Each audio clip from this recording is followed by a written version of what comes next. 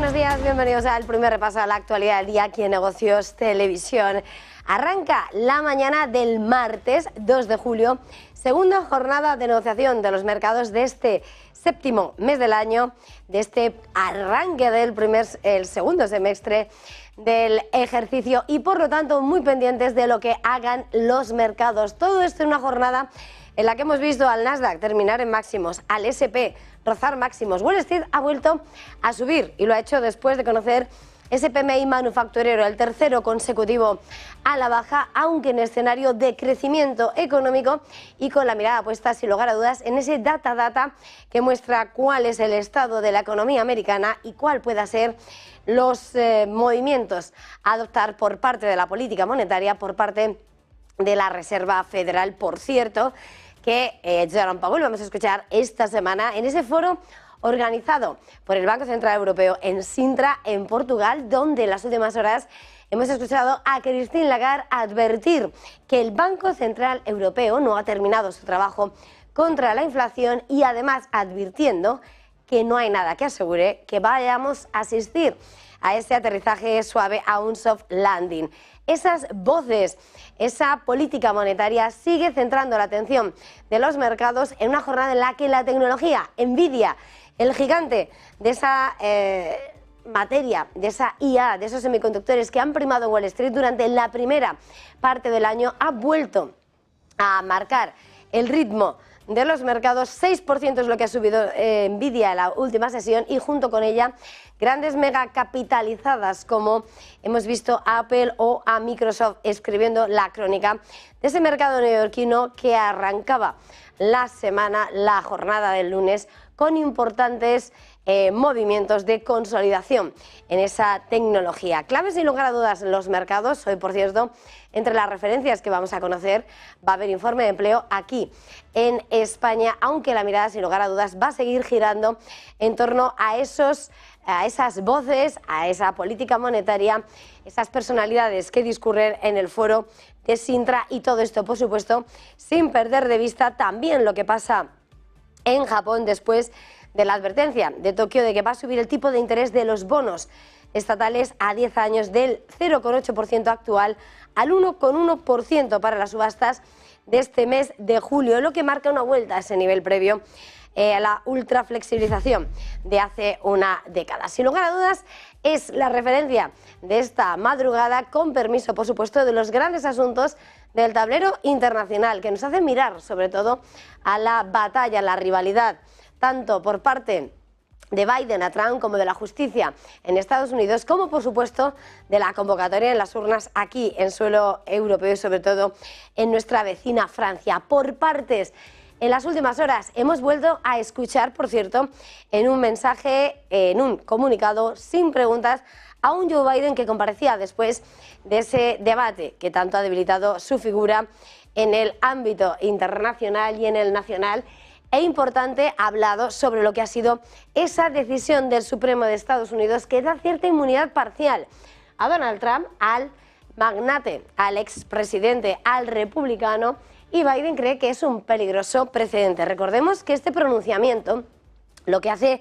es dejar a tribunales inferiores lo que puedan ser los próximos pasos a dar y por lo tanto facilita el hecho de que el presidente, el candidato a revalidar lo que fuera su asiento en el despacho Oval y recuperar el puesto frente a Joe Biden, pueda concurrir a unos comicios en el mes de noviembre, reduciendo las posibilidades de que el expresidente sea juzgado antes de esos comicios. Recordemos que se remonta a los hechos, a esos movimientos, a ese discurso en el que Donald Trump trataba de invalidar los resultados de las elecciones de 2020 que acababan con ese salto al Capitolio en 2021 y que ahora el Supremo le da cierta inmunidad parcial. Joe Biden lo que dice es que esto es un peligroso precedente que no deja de hacer que Trump pueda sentirse libre de ignorar la ley sin enfrentar consecuencias y señalando cómo se elimina el principio de igualdad sobre el que se ha construido Estados Unidos. Son las críticas de un Joe Biden contra lo que es ese amparo del Supremo a Donald Trump y en un momento en el que, por supuesto, todo gira en Estados Unidos y ante la expectación del resto del globo de qué pasa con ese debilitado Joe Biden en ese tiempo de descuento para concurrir a las elecciones del 5 de noviembre. Críticas, pero sin embargo, grandes apoyos en torno a la figura del presidente y de los más cercanos. Además, el secretario de Estado norteamericano, el jefe de la diplomacia, Anthony Blinken, ha defendido a Joe Biden y dice que las políticas que ha llevado a cabo desde que llegase a la Casa Blanca han elevado la confianza en el liderazgo de Estados Unidos, un discurso en el que se apoya más en lo hecho hasta el momento que en mirar a lo que son las críticas en torno a lo que fue ese pésimo debate al que compareció el pasado 27 de junio Joe Biden, y señalando sin lugar a dudas cómo, pese a las críticas de los medios internacionales, Anthony Blinken aparece como una de las figuras que sostiene, que defiende ese perfil de Joe Biden y lo que ha aportado a los Estados Unidos, a su papel de liderazgo frente al resto del mundo. Y en ese contexto clave, porque esta mañana importante, vemos cómo en las filas demócratas tratan de apresurarse de cara a la nominación de Joe Biden, y según publica de hecho Bloomberg en exclusiva,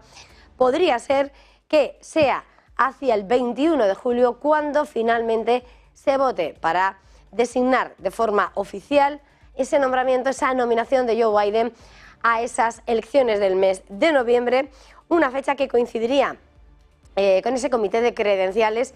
de la Convención Demócrata que se va a reunir de manera virtual y que, sin lugar a dudas, adelantaría lo que sería con respecto a esa fecha de la Convención Demócrata del 19 de agosto, que es cuando previsiblemente se llevaría a cabo esa nominación oficial y formal. Recordemos que Biden necesita esa nominación según cómo funciona ese régimen de nominación entre el Partido Demócrata, y llega después de haber conseguido un 99% de los delegados comprometidos de su partido durante las primarias de este 2024. Pero con permiso de Estados Unidos, lo más inminente es, sobre todo hablando desde el suelo europeo, las elecciones en nuestra vecina Francia, y sobre todo porque hoy a las 6 de la tarde se fijan ya los nombres, los candidatos para esa segunda vuelta, y todo ello en un momento en el que vemos como por parte de Macron y por parte de lo que es el partido precisamente que encabeza como defensor para esa Asamblea Nacional el hasta ahora primer ministro Gabriel Attal, proponía esa unión de fuerzas de ese partido del centro y de la extrema izquierda para tratar de cerrar un cordón sanitario al ascenso de esa Marine Le Pen, ese partido que, de la extrema derecha, que se alzaba con la victoria en la primera vuelta electoral. Sin embargo, esa propuesta del cordón sanitario parece chocar con las líneas rojas, de hecho desde las propias filas del partido del propio Macron, donde Gabriel Attal ha dicho que por supuesto podrían renunciar a ese candidato para conseguir tratar de sofocar el ascenso de la extrema derecha, siempre que fuera a favor de un candidato con el que concuerden sus ideas, y que por lo tanto sienta grandes diferencias y el riesgo de no abrir el paso a algunos de esos candidatos de esa extrema izquierda de Mélenchon, y que pone en cuestionamiento lo que podría ser esa propuesta de Macron para tratar de unir al centro y a la izquierda contra Marine Le Pen. Clave sin lugar a dudas a las 6 de la tarde cómo se fije, mientras por supuesto mirando al escenario importante, como mirando los puntos calientes, hoy miramos a Ucrania, la guerra en Ucrania, al mismo tiempo que miramos a Israel, porque por parte de Rusia ha habido una advertencia en las últimas horas señalando sobre todo y advirtiendo a Israel sobre el envío de los sistemas de defensa Patriots a Ucrania. Recordemos, son las informaciones que han aparecido. Israel quiere rejuvenecer sus sistemas de defensa y la propuesta sería que Estados Unidos llevaría esos sistemas Patriots desde el suelo estadounidense, donde los recibiría, al suelo ucraniano. Una advertencia, un camino que aún así Putin, Rusia, dirige y acusa, sin lugar a dudas, a que el responsable de ese envío sería Israel. Tensión, advertencias, en un momento en el que, por supuesto, ahora mismo todo gira en torno a lo que es el enfrentamiento y esa cuenta atrás en esa lucha por hacerse con el poder en la primera economía del mundo, con un Biden que no deja de mirar a Donald Trump mientras la sombra se ciñe sobre la capacidad para enfrentar esas elecciones del presidente y el candidato demócrata.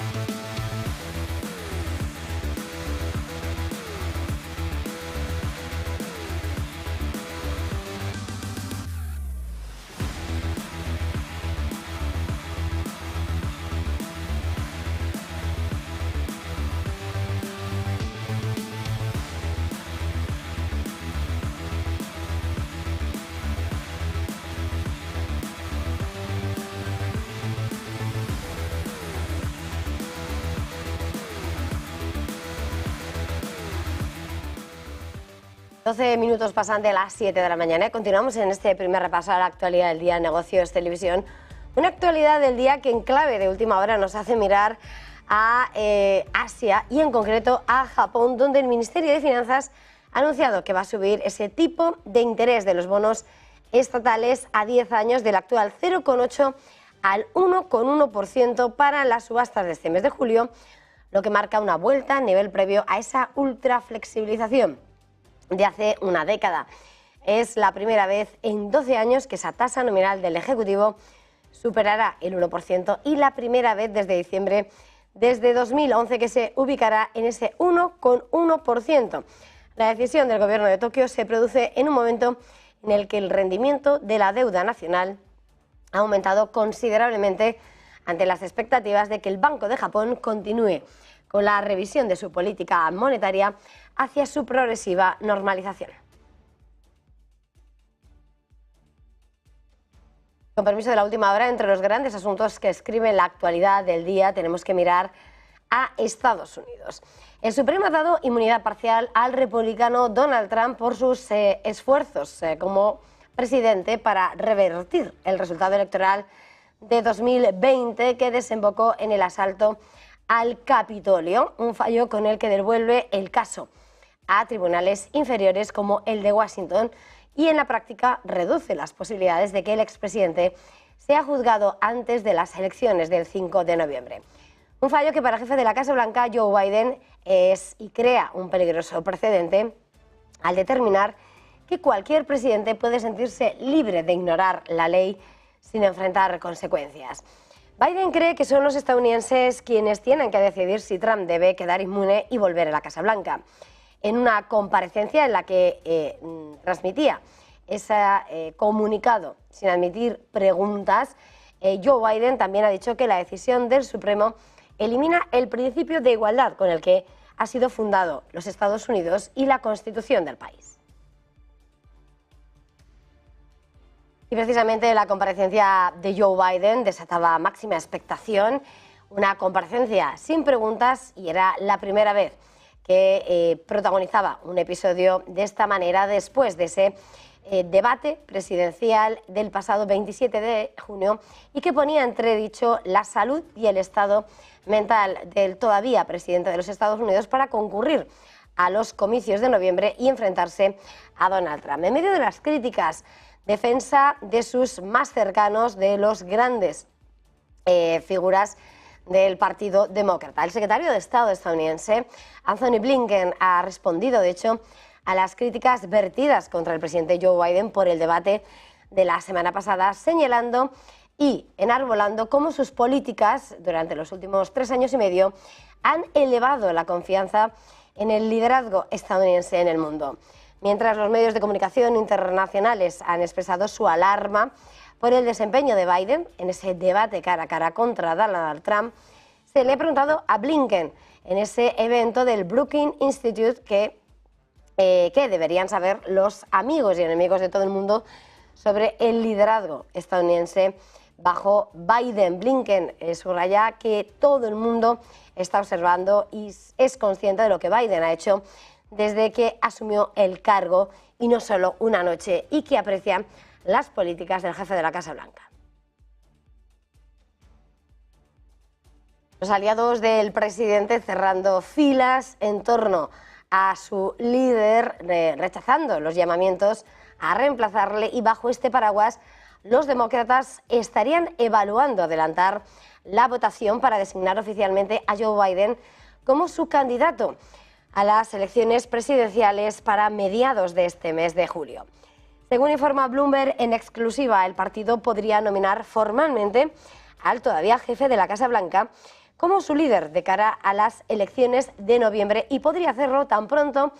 como el 21 de julio. Es la misma fecha en que el Comité de Credenciales de la Convención Demócrata se reunirá virtualmente, según las fuentes citadas por Bloomberg. Los demócratas ya habían planeado nominar a Biden, de 81 años de edad, antes de la Convención de Chicago, prevista para el 19 de agosto, para asegurarse de que apareciera ya en el boleto electoral en Ohio, cuya fecha límite gira en torno al 7 de agosto. Recordemos que el presidente Biden ganó alrededor del 99% de los delegados comprometidos de su partido durante las primarias de 2024, lo que le ha dado una gran influencia sobre el establishment del partido. Y entre tanto, mucho más cercano y apremiante el calendario en cuanto al calendario electoral en nuestra vecina Francia. A las 6 de la tarde se va a fijar la fotografía de los candidatos de las listas para esa segunda vuelta electoral del domingo, después de que el pasado fin de semana viéramos cómo los de Macron, el partido oficialista, el del jefe del Elíseo, quedaban en tercera posición frente a la victoria aplastante del entorno del 34% de la extrema derecha de Marine Le Pen. Un momento en el que, sin lugar a dudas, la cuenta atrás para esa nueva convocatoria electoral en segunda vuelta despierta la atención de Francia y de toda Europa. De momento, entre las diferencias y las líneas rojas que se van fijando entre los macronistas y la extrema izquierda, se va dificultando esa propuesta de cordón sanitario que el jefe del Elíseo quería sacar adelante en un intento por frenar el avance de Marine Le Pen. La idea era que los candidatos con menos posibilidades se retiren de las circunscripciones donde hay 3 candidaturas. Los líderes de izquierda, incluido Mélenchon, de la Francia Insumisa, se han declarado que van a retirar a todos los candidatos que ocupen ese tercer lugar en sus respectivos distritos electorales para no dividir a lo que sería esa alianza anti-Le Pen. Sin embargo, el primer ministro, el oficialista Gabriel Attal, ha señalado que el partido gobernante, ese Renacimiento, haría lo mismo, pero solo en distritos electorales donde el oponente comparta sus valores republicanos. Sugiere, por tanto, que el partido probablemente se negará a retirar candidatos en favor de esa Francia insumisa de Mélenchon, al que el bando de Macron ha calificado de extremista. Con todo, en la fotografía arroja una Francia que ve el ascenso de esa extrema derecha, pero también de la extrema izquierda. El análisis lo hacía aquí en Negocios Televisión Daniel Lacalle, economista jefe de Tresis.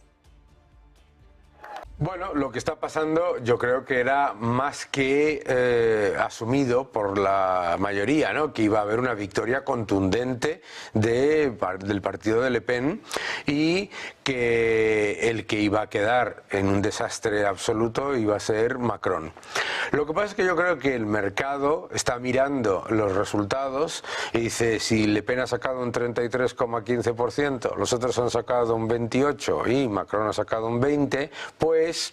los otros, si se juntan la ultraizquierda con Macron, etcétera, en una especie de alianza contra Le Pen, como ocurrió en la época de Chirac, contra el padre de Marine Le Pen, pues que entonces eso va a mantener el statu quo, ¿no? El problema en Francia es mucho más importante que ese, ¿no? El problema en Francia es que tú ahora mismo tienes dos alternativas mayoritarias que son extremadamente radicales. Sea Marine Le Pen por su lado, que lo que está prometiendo es, bueno, pues ser mucho más dura con la inmigración, bajar los impuestos, etcétera, etcétera. Una posición, digamos, de derecha clara, ¿no? Más similar a la de Meloni. Pero es que no se puede olvidar que lo que tienes en el otro lado es una coalición de comunistas, de todos los partidos de ultraizquierda, de los socialistas, etcétera, etcétera. Y por lo tanto, el problema de Francia, que es un estado gigante, absolutamente elefantiásico y con un nivel de impuestos absolutamente brutal, pues en realidad no se va a cambiar, ¿no? No se va a cambiar de manera significativa y el problema de deuda y de estancamiento continúa. Y más asuntos mirando precisamente al tablero internacional, porque el ministro de Exteriores ruso, Sergei Lavrov, va a viajar a Nueva York a mediados de este mismo mes de julio para participar en dos eventos que organizan la presidencia rusa del Consejo de Seguridad, según ha adelantado el embajador de Moscú ante Naciones Unidas, Vasily Nevencia, al presentar el programa de trabajo para este mes. El primero de ellos será el próximo 16 de julio, será un debate abierto que lleva por título Cooperación multilateral en busca de un orden mundial más justo, democrático y sostenible, y tratará sobre cómo aspirar a una seguridad mundial más allá de las crisis actuales en un horizonte de décadas. Y sin embargo, en cuanto a la política internacional y las advertencias que ha puesto sobre la mesa Rusia en las últimas horas, clave su mirada hacia el gobierno de Tel Aviv. Rusia advierte a Israel de que habrá consecuencias políticas por ese posible envío de sistemas Patriots a Ucrania. El representante permanente de Rusia ante Naciones Unidas, Vasily Nevencia, ha advertido precisamente a las autoridades israelíes de que un posible suministro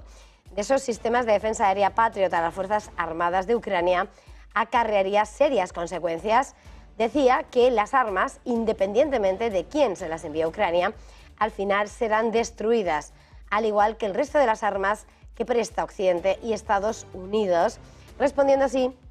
a las informaciones sobre posibles envíos desde Israel. Dice el representante de Moscú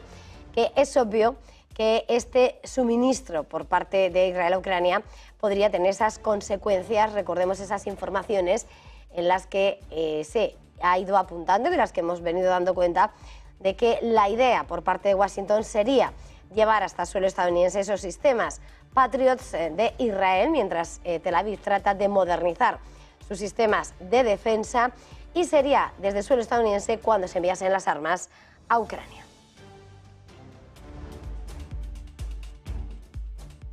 Entre las voces que resuenan todavía hasta ahora, con permiso de esa política internacional, de esa geopolítica, destacan los responsables de la política monetaria y en concreto la presidenta del Banco Central Europeo, Christine Lagarde, que ha hecho esa bienvenida discurso inicial en ese foro de bancos centrales, ese foro de Sintra, que de hecho va a ver en los próximos días a pasar las altas responsabilidades de esa política monetaria a nivel internacional, como el propio presidente del Banco Central de Estados Unidos, Jerome Powell. Christine Lagarde ha advertido que pese a los logros que se han alcanzado en la batalla inflacionaria, el trabajo del Banco Central Europeo no ha terminado y que de hecho todavía no está garantizado un aterrizaje suave. En ese discurso de inauguración del foro anual, la francesa ha señalado que aún hay que hacer frente a incertidumbres con respecto a la inflación futura, especialmente, decía, en términos de cómo va a evolucionar ese vínculo entre las ganancias, salarios y productividad, y si la economía se va a ver afectada por nuevas perturbaciones de la oferta. Según Lagarde, van a necesitar tiempo para recabar datos suficientes para estar seguros de que los riesgos de una inflación superior a ese objetivo del 2% han pasado, mientras todavía no está garantizado ese aterrizaje suave. Lagarde señalaba, eso sí, que la fortaleza del mercado laboral permite a la institución tomarse tiempo para recopilar más datos, al tiempo que debe ser consciente de que las perspectivas de crecimiento siguen siendo inciertas.